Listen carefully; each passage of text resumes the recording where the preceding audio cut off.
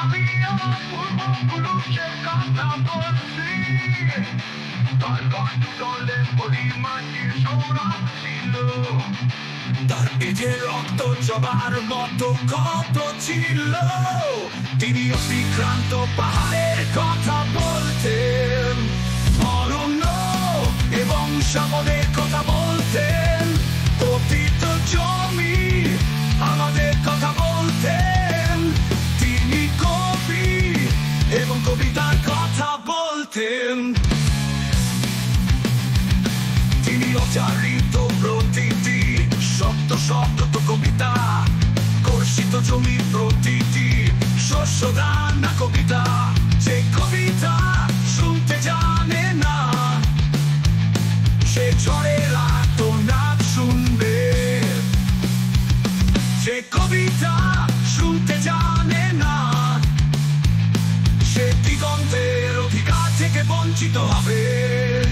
যে কবিতা শুনতে জানে না, সে আজন্মকৃত দাস থেকে যাবে। আমি উচ্চারিত সত্যের মতো সত্যের কথা বলছি, উন্নয়নের আগুনে আলোকিত একটি উজ্জ্বল জানালার কথা বলছি। আমি আমার মায়ের কথা বলছি।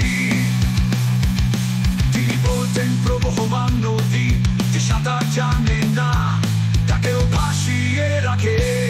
যে কবিতা শুনতে জানে না, সে নদীতে ভাসতে পারে না। যে কবিতা শুনতে জানে না, সে মাছের সঙ্গে খেলা করতে পারে না। যে কবিতা শুনতে জানে না, সে মায়ের কোলে শুয়ে গল্প শুনতে পারে না। আমি কিংবদন্তির কথা বলছি, আমি আমার পূর্বপুরুষের কথা বলছি। আমি বিচলিত স্নেহের কথা বলছি, গর্ভবতী বোনের মৃত্যুর কথা বলছি। আমি আমার ভালোবাসার কথা বলছি। ভালোবাসা দিলে মা মরে যায় সন্তানের মৃত্যু অর্থে। যুদ্ধ আসে ভালোবেসে মায়ের ছেলেরা চলে যায়। আমি আমার ভাইয়ের কথা বলছি।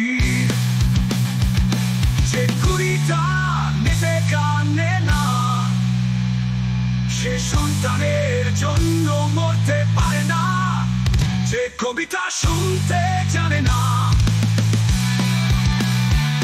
সে ভালোবেসে যুদ্ধে যেতে পারে না।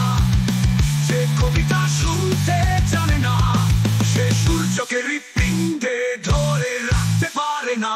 বিরূহ জন্মা, আমি কিংবদন্তির কথা বলছি।